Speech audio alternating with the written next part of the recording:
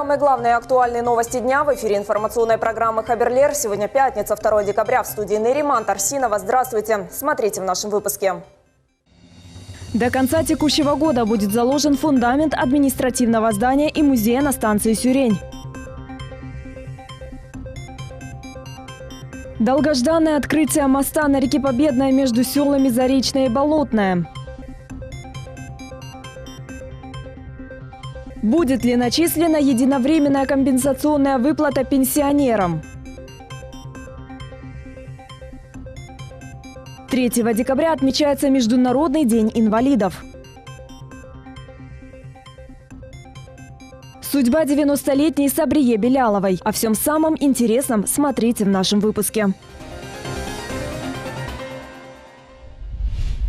До конца текущего года будет заложен фундамент административного здания музея на станции Сюрень Бахчисарайского района. Об этом стало известно в ходе выездного совещания председателя Госкомнатса Заура Смирнова на место будущего мемориального комплекса. Кроме того, обсуждалось и строительство второй очереди. С места событий наш корреспондент Алимека Айбулаева.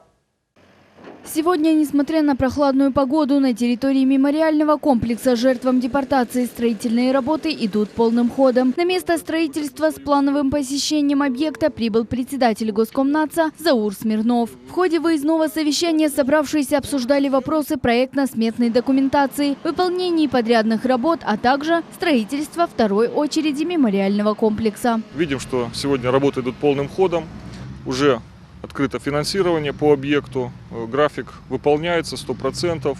На следующий год порядка 100 миллионов рублей будет выделено для ведения строительных работ. В целом мы планируем к 2019 году, это как раз таки 75-летие депортации народов из Крыма, полностью закончить объект. Уже будет весь комплекс представлен в полном его виде. Но хочу всех заверить, что уже к 18 мая следующего года здесь будет что показать. Мы определили сегодня те часть работ, которые будут к этому времени завершены. Поэтому, конечно же, здесь именно пройдут массовые мероприятия, посвященные памяти жертв депортации, посвященные возрождению реабилитированных народов. Глава администрации Бахчисарайского района Рифат Дердаров в свою очередь отметил, что открытие мемориального комплекса ждут все народы, депортированные из Крыма. Также он уверил, что проект будет сдан в установленные сроки. Но сегодня мы все видим, что работы идут полным ходом, есть дорожная карта, есть конкретно выделенные суммы. И наш визит сюда сегодня означает тем, что мы приехали посмотреть, что нам не безразличен этот комплекс, что мы будем прикладывать все свои усилия и насколько мы можем, будем помогать. Потому что не только крымско-татарский народ ждет этого комплекса, потому что мы его заявили во всеуслышание, его ждут все жители Крыма, все депортированные народы, которые были, потому что он будет приурочен именно к депортированным народам Республики Крым. В ходе совещания руководитель проекта Марсель Камалов показал присутствующим макет мемориального комплекса и рассказал, что к началу мая 2017 года будет вестись отделка зданий администрации музея, будет готова буквенная композиция «Сюрень». Проход к ним выложат брусчаткой. Строительные работы в соответствии с графиком начались в октябре. Сегодня строители заливают бетон под фундамент, а к концу года уже планируют поднять стены административного здания. Первый бетон, значит, на объекте будет завтра. Вот. Дальше мы идем в сторону здания администрации. Эти два здания расположены в непосредственной близости друг к другу. Тоже оно уже, в принципе, там по этому зданию, по котловану, по фундаментам, все, значит, готово. Тоже к заливке, тоже, значит, завтра мы приступаем уже непосредственно к бетонным работам. Рабочий день, значит, тут с 8 до 6 часов, так как в 6 часов уже темнеет, то есть видимость пока не позволяет. Значит, работает техника, экскаваторы, самосвалы, погрузчик тут тоже на месте работает при необходимости.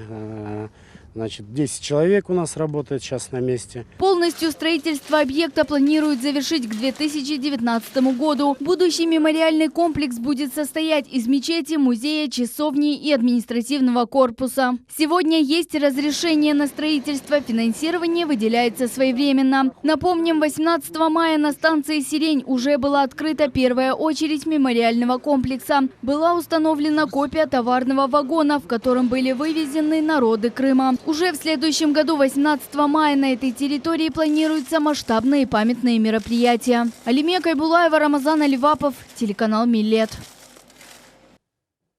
Сегодня в Джанкойском районе состоялось долгожданное открытие моста на реке Победной между селами Заречное и Болотное. На торжественное открытие приехали гости из столицы, представители местной администрации, а также жители сельского поселения.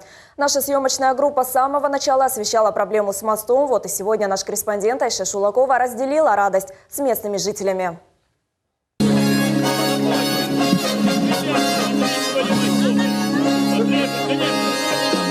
Лента перерезана, теперь можно смело идти по мосту. Этого момента более 5000 жителей Зареченского сельского поселения ждали 1,5 года. Многие из них признаются, открытие моста – праздник для сельчан. Местные жители не стали скрывать эмоций. Спасибо мостостроителям огромнейшее и вам, телеканалу «Миллет», огромное спасибо, так как вы никогда нас не оставляли. Жители сел благодарны всем, кто оказал содействие в строительстве нового мостового перехода. Очень все довольны.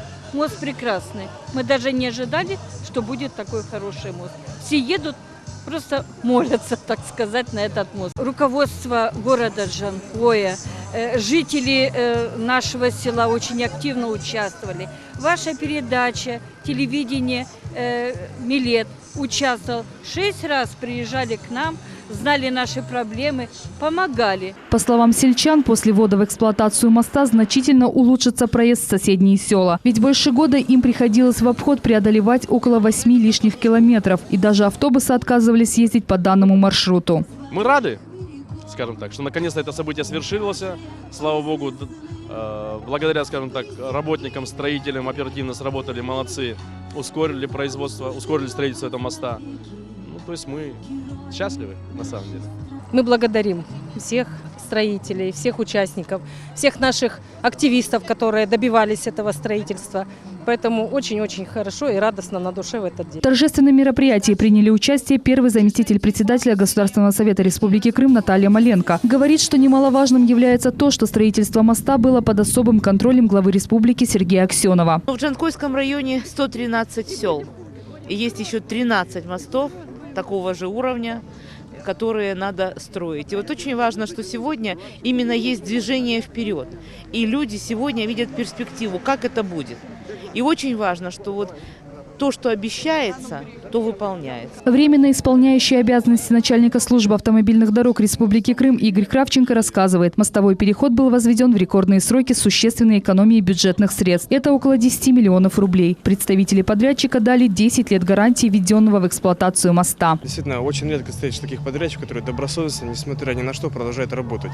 Мы уже не раз обозначали том, что данная работа, действительно, как по опыту, выполняется где-то за полгода, то есть 6 месяцев. Данная конструкция была возведена за 3,5 месяца. У нас еще больше месяца осталось по контракту, то есть там 31 декабря. 25 ноября уже было все готово.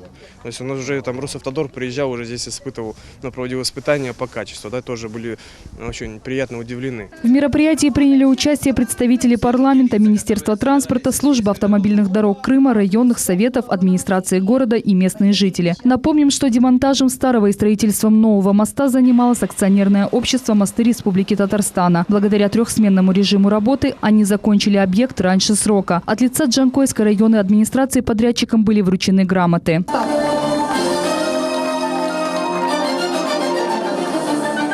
Напомним, что мост был разрушен в мае прошлого года. По многочисленным просьбам местных жителей корреспонденты нашего телеканала неоднократно выезжали в Джанкойский район и освещали данную проблему. Впоследствии процесс возведения нового моста перешел под личный контроль Сергея Аксенова. Сегодня жители имеют возможность свободно передвигаться в соседние села. Мост между селами Заречное и Болотное стал первым в Крыму мостом, введенным на полуострове в эксплуатацию за последние 6 лет. Айша Шулакова, Алишер Алимов, телеканал «Миллет».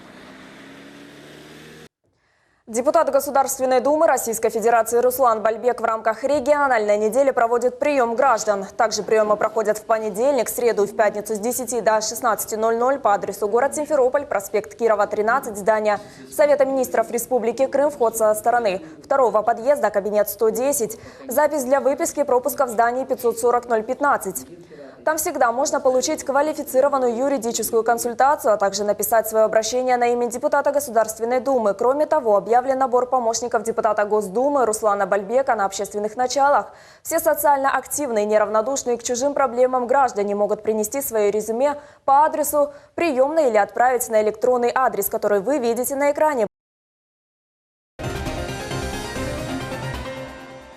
Будет ли начислена единовременная компенсационная выплата пенсионерам в 2017 году? Как работает комиссия по реализации пенсионных прав граждан в Крыму? Об этом и не только говорили в ходе пресс-конференции сотрудники Пенсионного фонда республики. Ответы на вопросы, волнующие пенсионеров, знает наш корреспондент Султания Меджид. Все виды пенсий, выплачиваемых Пенсионным фондом России, ежегодно индексируются в связи с ростом цен и среднемесячной заработной платы. Единовременную компенсационную выплату в размере 5000 рублей получат около 600 тысяч пенсионеров в январе 2017 года. 5000 будут выплачено всем пенсионерам, которые состоят на пенсионном учете в Пенсионном фонде и которые получают пенсию по состоянию на 31 декабря 2016 года. Это выплачивается компенсация за непроведенную в 2016 году в полном объеме индексацию. Поэтому это будет разовая выплата, и она никак не будет влиять на дальнейший размер пенсии. По словам заместителя управляющего государственного учреждения отделением Пенсионного фонда Российской Федерации по Республике Крым Людмилы Пупышевой, в феврале 2017 года пенсионеров ожидает повышение пенсии. Пенсия будет у нас расти с февраля месяца, потому что в феврале у нас индексируются страховые пенсии. Это пенсии и по старости, и по инвалидности, и по случаю потери кормильца. А с 1 апреля у нас индексируются пенсии социальные и пенсии, которые назначены по закону о государственном пенсионном обеспечении. Также на конференции стало известно, что в Крыму начала работать комиссия по реализации пенсионных прав. Среди основных функций комиссии – рассмотрение заявлений, которые подали пенсионеры, столкнувшиеся с определенными проблемами. У нас 5004 человека, кому не учли в стаж период занятия предпринимательской деятельности или иной деятельности, то есть людей, которые сами себя обеспечивали работой. Комиссия собирается не реже 1 раза в месяц. После подачи гражданином документов в территориальный орган в течение 3 дней эти документы должны поступить на комиссию. И после принятия решения в течение 3 дней выписка из протокола должна быть направлена в тот территориальный орган, откуда поступили документы. Кроме того, Пенсионный фонд продолжает расширение электронных сервисов для граждан. Сервисы позволяют направить обращение в Пенсионный фонд, записаться на прием и заказать ряд документов. Султания Меджид, Дмитрий Низовой, телеканал «Милет». В центре Киева прошел марш националистов. Колонна примерно из 100 человек направилась от Майдана Незалежности к зданию Верховной Рады Украины, скандируя «Революция». Часть митингующих несла флаги правого сектора. Движение на одной из центральных улиц Киева было перекрыто. По словам националистов, мероприятие должно было стать напоминанием для власти о патриотах, которые подвергаются преследованиям. В конце июля этого года жители села Строгановка Симферопольского района обращались к нам в редакцию с просьбой посодействовать в установке светофора на нерегулируемом пешеходном переходе на автомобильной дороге «Восточный обход». На наш запрос служба автомобильных дорог Крыма сообщала, что объект будет включен в ведомственную целевую программу развития автомобильных дорог Республики Крым на 2016 год. Работы по установке светофора будут выполнены до конца текущего года. На повторные обращения граждан мы решили получить ответ у представителей ведомства. Мы идем по плану, мы ждем сейчас уже непосредственно сам светофорное оборудование, мы уже заказали, оплатили его, поэтому мы планируем, что до Нового года мы ведем в эксплуатацию там светофоры. То есть если поставщики не подведут. Потом мы усовершенствуем разметку на пешеходном переходе, ведем метод холодного пластика. То есть он и долговечный, там больше года гарантии, и действительно очень хорошее светоотражение. Подобного рода будем новые технологии применять и шумовые полосы, которые перед пешеходным переходом. Иностранные спецслужбы готовили масштабные кибератаки с целью дестабилизации финансовой системы России. Нападения должны были начаться 5 декабря, сообщается на сайте Федеральной службы безопасности. В ведомстве уточнили, что атаки должны были коснуться крупнейших российских банков. Источник уточнил, что в регуляторе знают о готовящихся кибератаках и работают с ФСБ.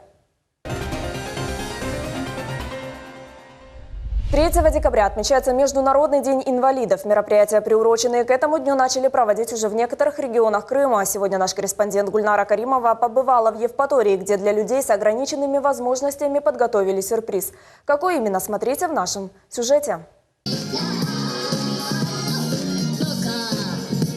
Международный день инвалидов отмечается с 2008 года. В мире проживает примерно 1 миллиард инвалидов. Это около 15% всего населения. Все они каждый день сталкиваются с физическими, социально-экономическими и поведенческими барьерами. У людей с ограниченными возможностями в силу проблем со здоровьем отсутствует равный доступ к образованию, здравоохранению и системе социальной и правовой поддержки. Поэтому проведение 3 декабря Международного дня инвалидов направлено на привлечение внимания к их проблемам, защите достоинства, прав и благополучия. Эти мероприятия очень важны. У нас на территории нашего города, городского округа Евпатория, как раз-таки проходит ряд мероприятий. Мы уделяем внимание очень большое спорту, развитию спорта для инвалидов. Недавно у нас проходило мероприятие, это адаптивное карате, тоже где участвовали наши дети, относящиеся к данной категории. Завтра у нас приурочено мероприятие к Международному дню инвалидов. Это будет проходить у нас соревнования по дартсу, по пауэрлифтингу. Организаторы мероприятия рассказывают, раньше больше внимания уделяли инвалидам взрослым. Сегодня они решили порадовать детей с ограниченными возможностями и подарить им положительные эмоции. Детям подарили игрушки, родителям набор продуктов. Организовали сладкий стол и много интересных конкурсов. Для детей выступил детский ансамбль «Ровесник». Большое внимание уделить этим детям, которые сейчас вы увидите, и лежачие больные, и кое-как ходячие, и вообще дети-инвалиды, они очень рады этому. Они хотят какой-то вот интенсивной жизни от взрослых получить, от детей. И вот сегодня Красный Крест решил сделать им именно вот эту встречу. Руслану Нурманбетову 13 лет. Когда мальчику было 9, ему сделали операцию на ступни. Руслан рассказывает, сейчас он учится в 8 классе и любит спорт. Отец Руслана Ришатбей отметил, ежегодно сыну предоставляют путевки в санатории. Мне здесь очень нравится. И я рад, что меня пригласили сюда. Как бы здесь подарки будут. Ну, мне, надеюсь, понравится.